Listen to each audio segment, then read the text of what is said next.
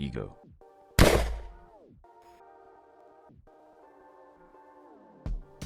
ICC earns money in the first part of this series, and today we are talking about the hosting country and how they earn money by hosting World Cup. So without any further ado, let's dive into this.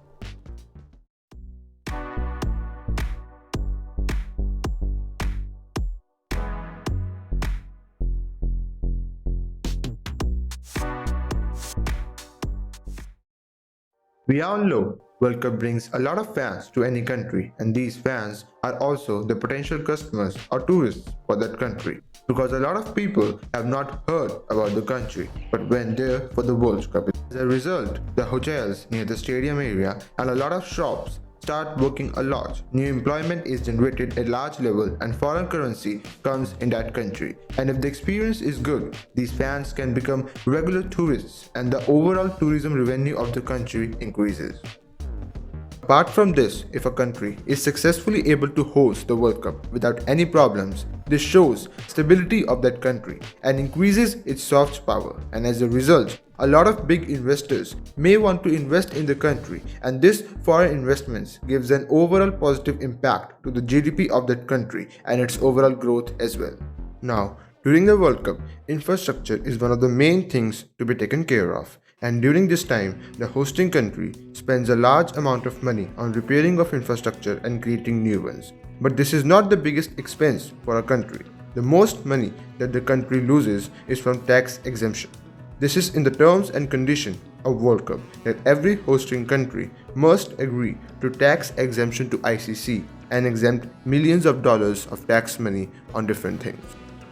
It is not in cricket only, because the same thing happens in FIFA as well, where every hosting country becomes tax-free zone to FIFA. And it's even a written rule that the country which wins hosting bid must grant tax exemption to FIFA. For example, 2006 FIFA World Cup was held in Germany, and reportedly the German government exempted 250 million euros or $272 million of tax money during the World Cup. But from government's perspective, the overall money generated from tourism and short-term employments are more than the exempted money.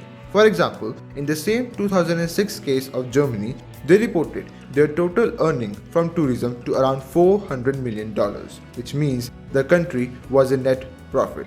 But not every country is that fortunate. For example, the 2014 FIFA World Cup, which was held in Brazil, the Brazilian government did a lot of unwanted construction for stadiums for FIFA, and due to this, the Brazilian public was not happy. They took to streets and protested against the government, demanding that the money wasted in stadium constructions should have been used for education and healthcare purposes, and blamed corruption for it. As a result, Brazil took an overall loss by FIFA World Cup. They estimated a total spending of $15 billion during the World Cup, but the net gain was $13.2 billion, which left Brazil, unlike Germany, in a net loss of $1.8 billion. The same was the case with South Africa, which hosted FIFA World Cup in 2010. Although both these countries claim that they had a successful World Cup, it is clear that not every country hosting World Cup earns profit from it. And that is the reason governments have to plan a lot before having a sports event hosted in their country, whether it's the tax exemption or infrastructure. This is definitely not an easy task to do.